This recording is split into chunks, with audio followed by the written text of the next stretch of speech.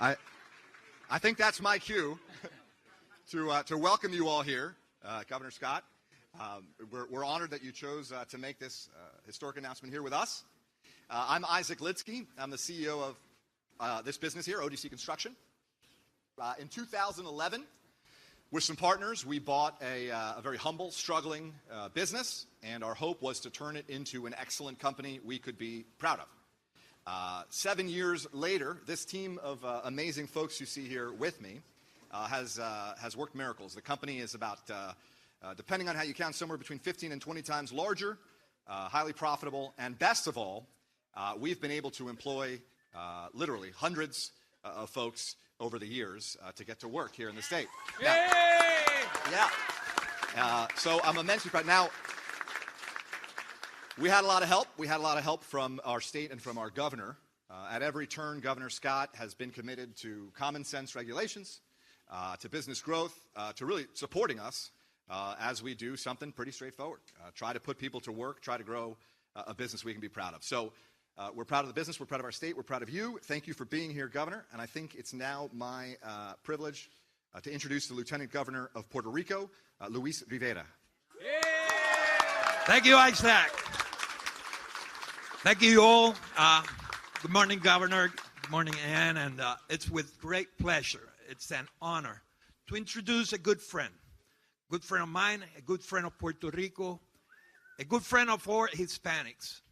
The most dreadful moments we faced in the island, Governor Scott was there with us consistently. We will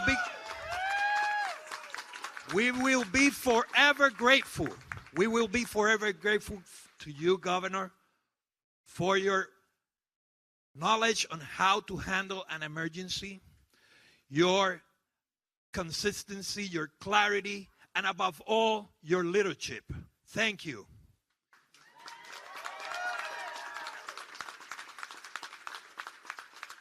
A man of high moral values, a man of loyalty, who has raised together with Ann a wonderful family, who has always been involved with his community, who has brought change to Florida, who from humble beginnings built honestly one of the largest corporations in this great nation.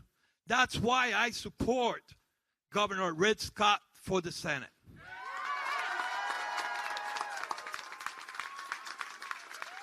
For bringing better opportunities for our children through better education, with innovative programs like Step Up, like STEM, like allowing the choice for parents to send the schools to their children so they can have better opportunities.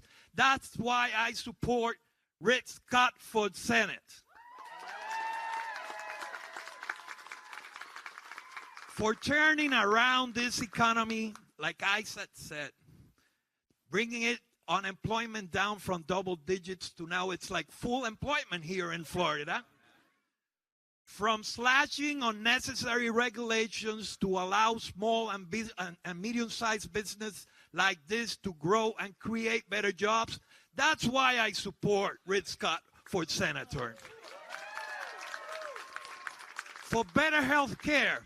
If anyone in Washington can contribute with better health care ideas, is Rick Scott, who knows health care and who will bring free market principles to make true, quality, accessible health care for all Americans. And that's why I support Rick Scott for the Senate.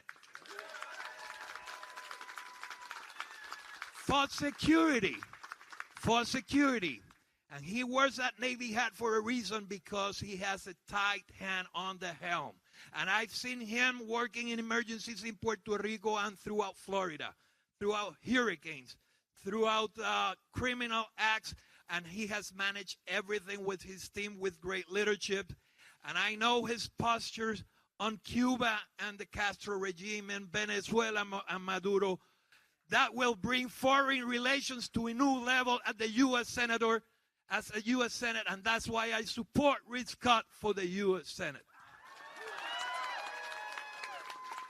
So as a Hispanic Republican who shares the same values with Governor Rick Scott, and do we all realize that we need a strong and passionate voice in the U.S. Senate at this moment? That's why I support Rick Scott for the U.S. Senate, to become the new U.S. Senator for the great state of Florida. Do you support Rick Scott to be our U.S. Senator? ¿Apoyamos a Rick Scott para que sea nuestro próximo senador en los Estados Unidos? With you I leave the next senator for the great state of Florida, Rick Scott. Thank you very much.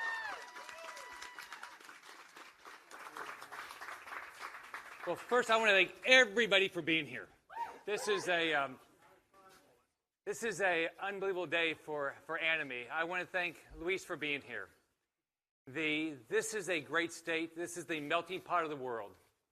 And this state showed up, and we helped Puerto Ricans that came here because the problems that happened after Maria, and we showed up in Puerto Rico.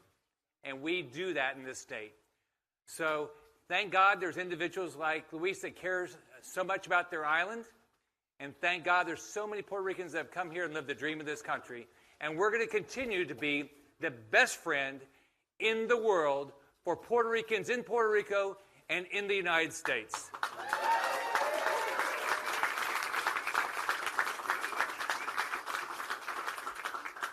I want to thank Isaac.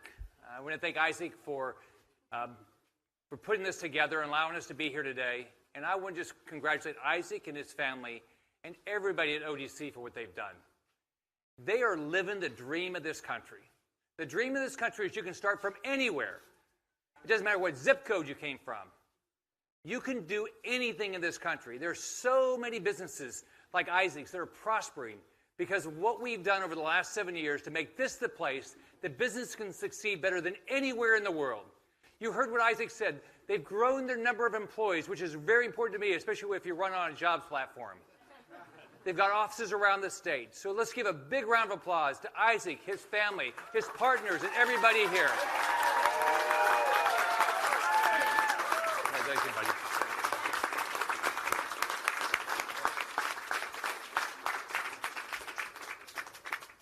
So next I want to thank my wife. 8 years ago on this date, I announced that we would run for governor and first lady. And she was probably the only person that really had a belief that I could win. You know, I'd never been involved in politics before, but she stood by me forever. We met in high school. We got married when we were 19 years old, and we've lived the dream of this country, to get to build businesses and live in the most beautiful place in the United States. So I want to give a big round of applause and thank my wonderful wife, Anne.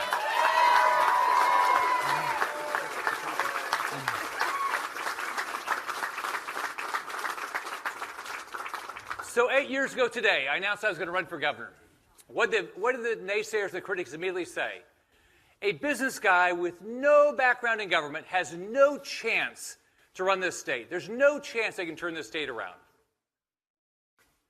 I ran on a campaign of 700,000 jobs over 7 years, and why?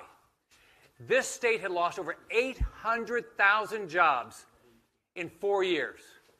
We still had this beautiful weather, but we increased regulations, we increased taxes on people in this state, but we stopped it. We've now, you, business people, job creators, have added 1.5 million jobs almost.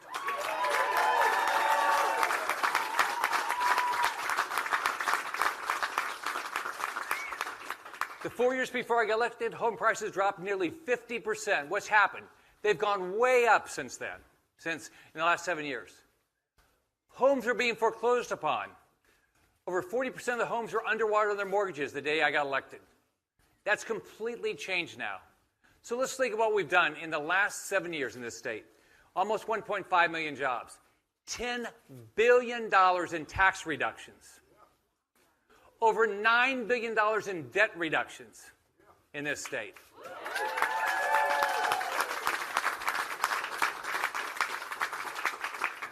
We've cut regulations. We've streamlined the permitting process. We've had over a 40% increase in tourism just in 7 years.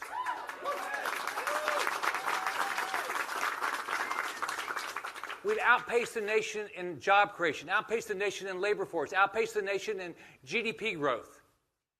People are flocking to Florida because this is where you can live the dream of this country. Over 300,000 people are moving to the state a year. That was not true between 2006 and 2010. People were leaving the state because you couldn't find a job, you're losing your house, and you might be losing your car. So now we've got to take that same mission to D.C.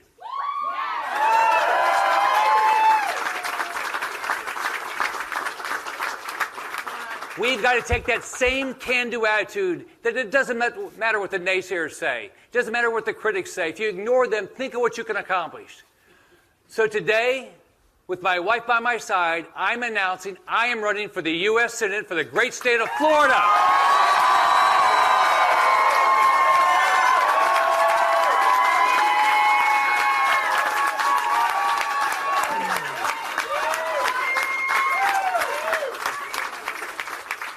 Now, what's the first thing the naysayers are going to say? You can't fix Washington. One person out of 100 in the Senate, oh, you can't make any change. They told me that when I went to Tallahassee. And you showed them. Yep. They told me that when I was in business. You couldn't succeed in business. We can. Now, we have to all acknowledge Washington's a disaster. It's dysfunctional. There's a lot of old tired thinking up there. It's not heading in the right direction. Now, here's what we shouldn't be doing.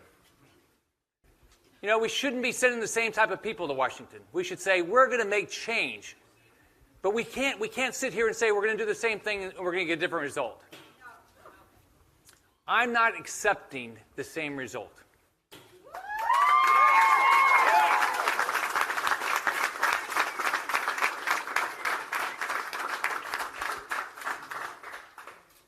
We can change Washington.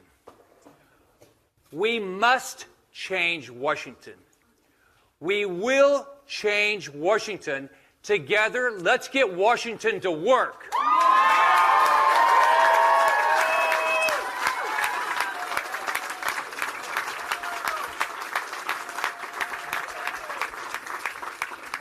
In this campaign, I'm going to put out a variety of policy initiatives. And let's start with the obvious. This concept of career politicians has got to stop. We have to have term limits on Congress. We're not going to see a change in Washington if we don't have term limits on Congress. Think about it. If you travel this country, everybody around the country says, you know, we need term limits. There's one place they say we don't need them. Where's that? Washington, D.C. Because it's the career politicians there that don't want to lose their jobs. We have term limits in this state. We have, in most states, term limits for governor. We have term limits for president, which we should. Why don't we have it for Congress? The first thing they'll say is, oh, it can't be done. You can't get that done. Well, we've tried that. You can't get it done. We can't think that way. We've got to bring new ideas, fresh thinking, and we've got to change the direction of this country for our benefit, not for the benefit of career politicians in Washington, D.C. Now, here's one thing I learned in Tallahassee. If you go to Tallahassee and you make real change, guess what happens? The political insiders, the first thing they are, they're mad at you. And they say, Governor, you just don't fit into Tallahassee. You know, I think that's true.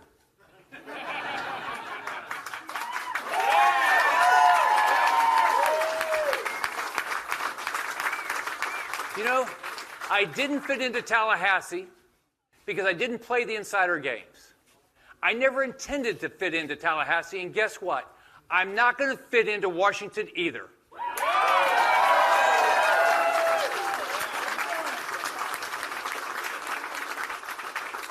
We need to shake up Washington. Think about it.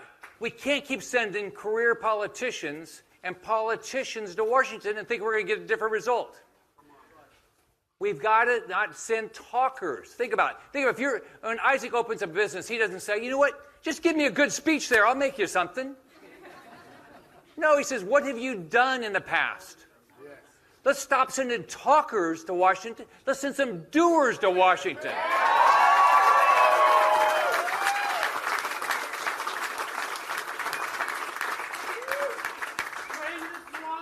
We're gonna send doers. We need to send doers to Washington to get to work for us.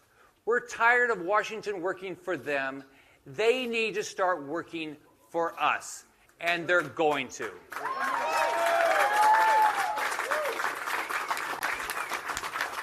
Now, as you know, I ran in 2010, and the first thing people said, well, why do you care so much about jobs? Because all you do is you talk about jobs. 700,000 jobs in 7 years. It's all you do. And since I got elected, they say, all you talk about is jobs.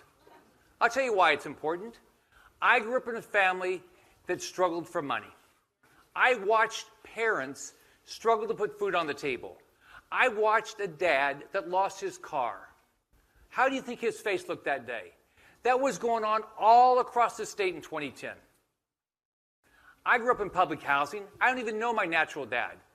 I had a wonderful adopted father that had a sixth grade education that had a struggle to put food on the table and get a job. But as you saw in the campaign ads in 2010, I had a wonderful mom.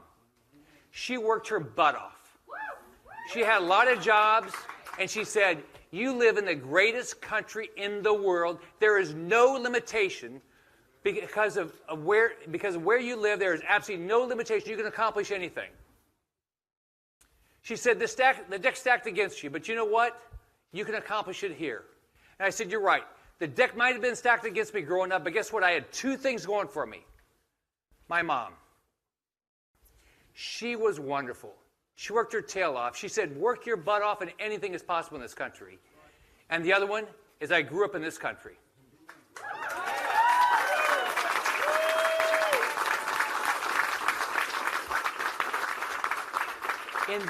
In this country, everything is supposed to be accomplishable. There should be no limitations on what you want to accomplish. It shouldn't matter where you start in this country. Everybody has a shot at the dream of this country. And I tell people, even though I grew up poor, I actually believe I was born with a silver spoon in my mouth because of this country. Because the choices and the opportunities that I had to make in this country that you couldn't make in any other country. You know, it seems to be fashionable now to attack and badmouth this country. I'm sick of it.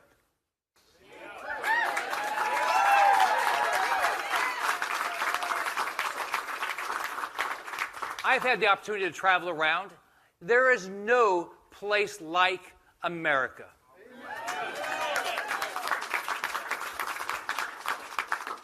And we need to thank God every day for this country and our opportunity to be here.